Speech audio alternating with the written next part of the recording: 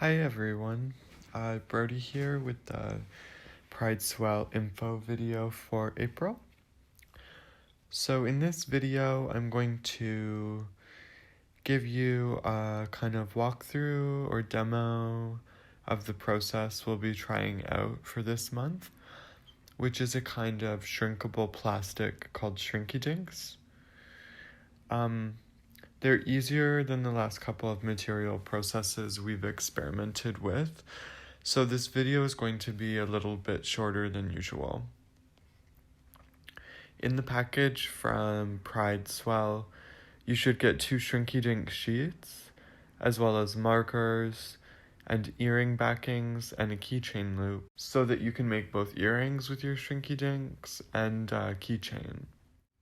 So before making my designs, I brainstormed the prompt, transformations.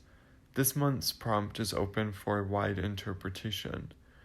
The Shrinky Dinks that we'll be working with literally transform and shrink after you put them in the oven, so I thought about that as a kind of material transformation. I also thought about transforming something and how we can transform the world around us and our own selves. For things to be able to transform means that they are in flux and they're negotiable and changeable. I looked at the definition of the word transformation to help me generate ideas to work from. According to Google, a transformation is a thorough or dramatic change in form or appearance. This made me think about dramatic changes, but also the small, subtle acts that go into larger transformations as being just as important.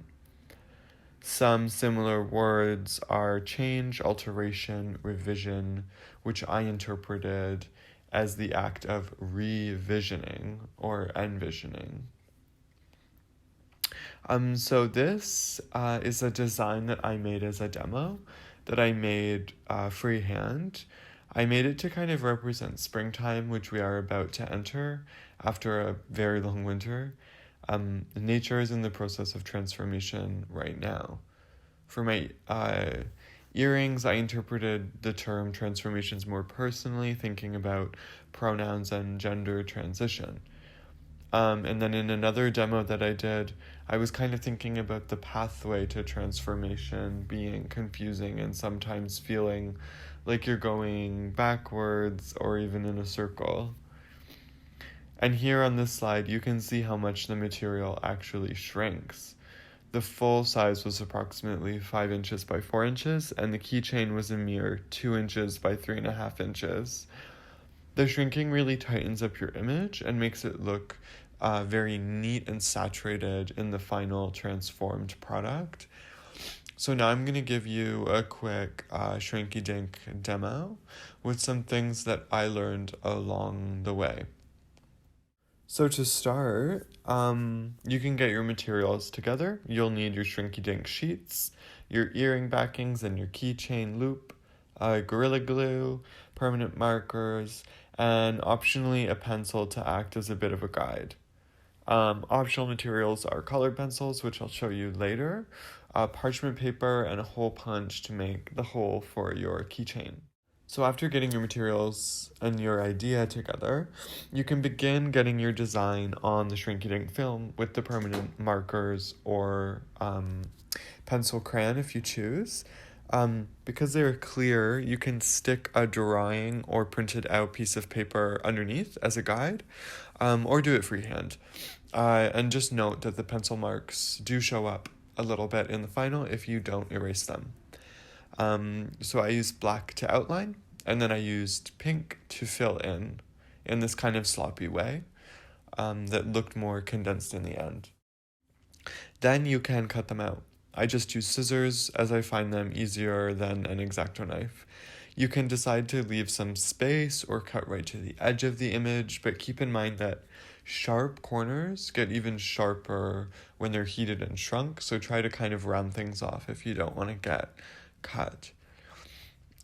This step is optional, but putting the Shrinky Dinks in the middle of a folded sheet of parchment paper will help keep them safe in the oven. This step is optional as well, but definitely recommended because the Shrinky Dinks can curl when they're being shrunk.